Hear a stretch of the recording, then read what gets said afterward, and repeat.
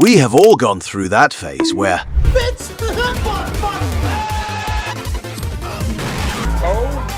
What the fuck are you looking at? Control the player!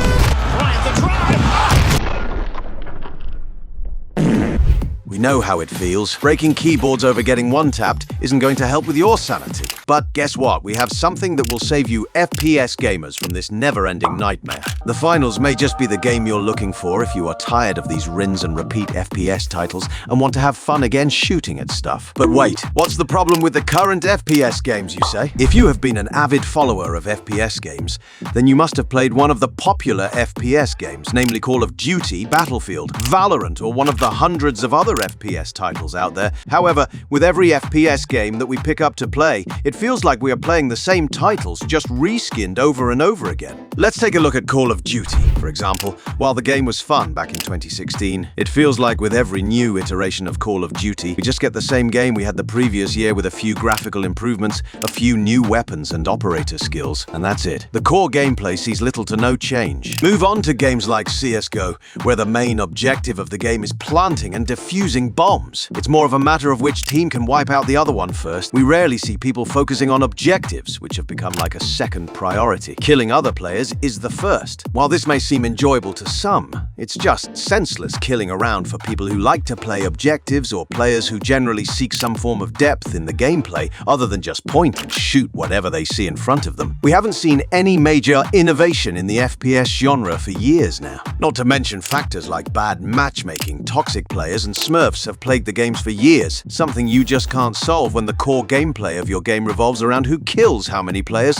This makes the barrier of entry for any new player way too high in conventional FPS games. This is where Finals does justice to the FPS genre. After playing the CBT for the Finals, it felt like we finally had something new, something fresh in this otherwise stagnant pool of FPS games, be it the longer kill times allowing you to avoid a disadvantageous fight, or the heavy focus on game objectives, or the game environment, which is destructible in all sorts of ways.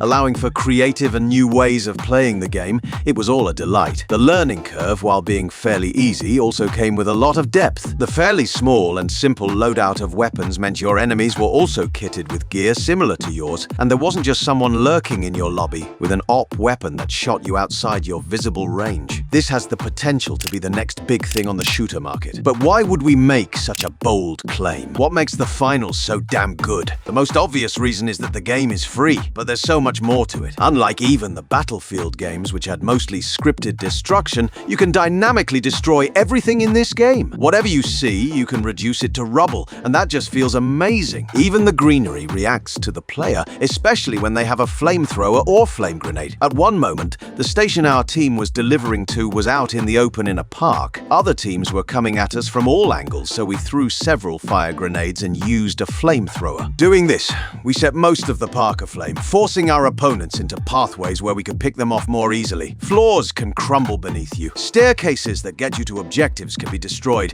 and a lot of map mayhem helps define each match of the Finals. Because matches are fluid and the objective is currency-based, smart team play is much more helpful in the Finals. Someone who runs off to kill as many of their opponents as possible won't do too well here. Currently, the Finals has one mode. In snappy 8-minute rounds, 4 teams of 3 players each fight to accumulate as much money as possible. You mainly do that by stealing safes from vaults and bringing them to cash out points, where enemies can steal the money from you. This multi-tiered objective mode has been a lot of fun. The changing objectives create a constant dynamic, as you always need to be on the move. In tournament mode, the matches are basically the same, but they start with a knockout round where the top 2 winners from the lobbies move on and continue on until a winner is announced. So the matches are a bit longer in terms of time length, just due to being roped into an actual tournament formatted game. The Finals isn't a battle royale. It allows for multiple respawns whether or not your team revives you through a timer that counts down and requires you to enter coin to respawn once that timer is gone. You have a limited amount of respawns, 2 per person in the standard quick play matches,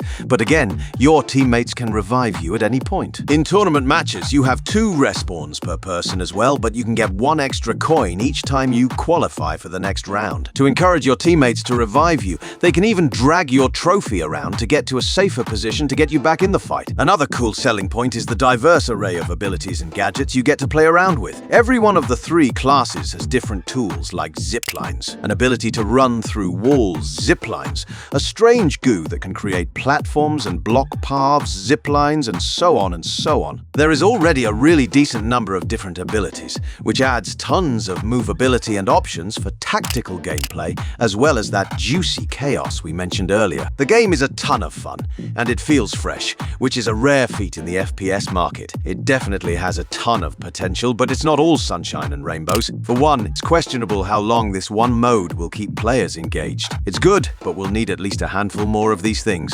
What exactly the finals will offer during later betas and at launch is still unclear, as Embark hasn't revealed any of those details. Also, with fully destructible environments, there is a good and a bad side to the chaos that it creates. The good side is that you can constantly confuse and terrify your enemies as you destroy the ground they stand on and bash through any walls between you and them. The bad side is that while you're confusing your enemies, you're probably also going to confuse yourself and create an environment where you can't see a single damn thing around you. There have been multiple instances where we got stuck in bad positions. Fell off the map, yes. You can fall off the map and get killed, or just threw ourselves right in the face of enemies because everything around us crashed down in a huge pile of rubble with smoke and flames going on everywhere. Also, while the different abilities and signature weapons were cool, there was a heavy imbalance that was clear from the start. Having a build that is so small that the hitbox is almost impossible to hit was a huge problem, especially given that the light build can run much faster than the other builds. So not only could they dodge bullets faster,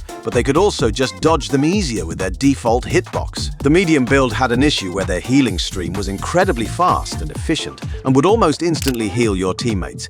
So if you had a dedicated healer, you could essentially never die. And if you paired a medium build with another medium build, you could just have 2 healers on a heavy build and never go down. Speaking of the heavy build, this is where the real problem lies. The heavy gets access to a wall that is basically like Reinhardt's shield, where it stops bullets from hitting you, but also allows your teammates to shoot through it. And the heavy's exclusive gun is the 6-round grenade launcher that I found most players spamming, since it knocks down walls, buildings, anything, and also injures players heavily. Different builds get access to different weapons and you unlock them through leveling up. During our short time playing the game, we could clearly make out that some weapons were obviously better than others. For instance, we found the pistol you get on a light build to be extremely lethal, because auto-firing weapons don't deal a ton of damage. If something like a pistol that does more damage per round is shot fast enough, it makes enemies disappear in a flash. Also, the annoying part is that since this weapon is exclusive to the light build, you may love playing the heavy build because you can break walls, but you'll not have access to this particular op weapon. We also have major concerns about the way the game is being balanced in each minor patch, but it's still in beta, so we're giving it a chance. There was also no mention of how much the battle pass will cost or how much cosmetics will cost once it leaves beta, so how the monetization will work is unclear. Still, regardless, the fact that we could have this much fun in an incomplete game that's still in beta says a lot about the developers. Their hard work into polishing the game and fixing bug shows, because we didn't encounter a single major bug during our playtest. Let's hope this game survives and makes its way into the big leagues, because honestly, we are tired of playing the same rinse and repeat copy and paste FPS titles. If you've made it this far into the video, then please do consider subscribing. Also, leave a comment so that the algorithm gods bless our channel with more views. With this, gallant gacha gamer is signing off. See you guys on our next video.